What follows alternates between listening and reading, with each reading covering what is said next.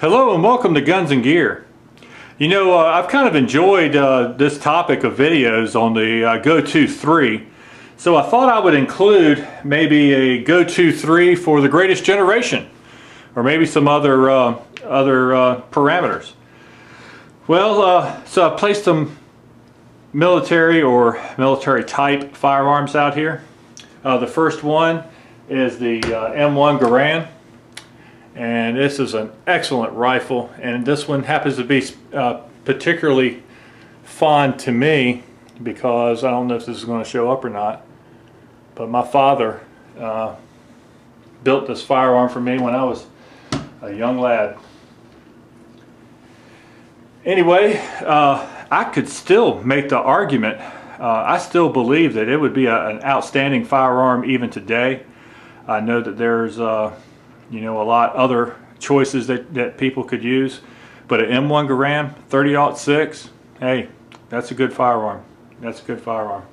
All right, next up, I could have put the M1 carbine out there, but you know what? Just doesn't look as good on the table as the good old Thompson. This, of course, is a semi-automatic version, but it is made by Auto Ordnance Thompson, and it's in 45 ACP, and I just had to put the 50-round drum in there because it just looks cool.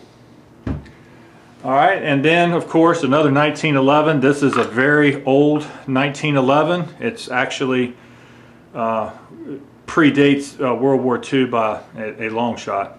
At any rate, I put those target sights on there and grips and stuff because I still take this gun out and shoot it and enjoy it. But at any rate, that would be my Go-To 3 from some of the military guns from World War II. And you know what, there's a lot of great choices out there for that time period, or maybe a little bit earlier. You can go back to the Springfield 1903 and all of its variants, and the P17, which a lot of people call the Eddystone.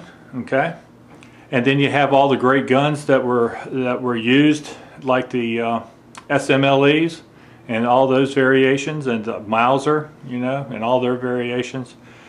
And of course, you know, everybody talks about the Mosin. Okay, so a lot of great choices out there that can be found and used in such a situation. But what if we go back just a little bit further? Okay, what do you think those folks might use then? I don't know, maybe something like this. Well, a true iconic American firearm is the lever action rifle. And what I have sitting in front of you today is an older Winchester Model 94 and 30-30 Winchester. Okay, this one dates back to in the 50s, early 50s, and you can sort of tell from the bolt pattern, but also from the serial number. And you know, there's a lot of people that really dismiss the 30-30 round, and you know, it's kind of amazing to me that, you know, some folks will talk about how great and wonderful the AK round, the 7.62 by 39, but actually the 30-30 is very similar in ballistics. Now, it doesn't have a 30-round magazine, of course, but the good old lever action is still a very viable firearm today as it was in the past. And of course, if you're going to talk about shotguns from back in the day, good old double-barrel shotguns were a mainstay in many a home, many a farm, many a ranch. And this happens to be a Savage Fox.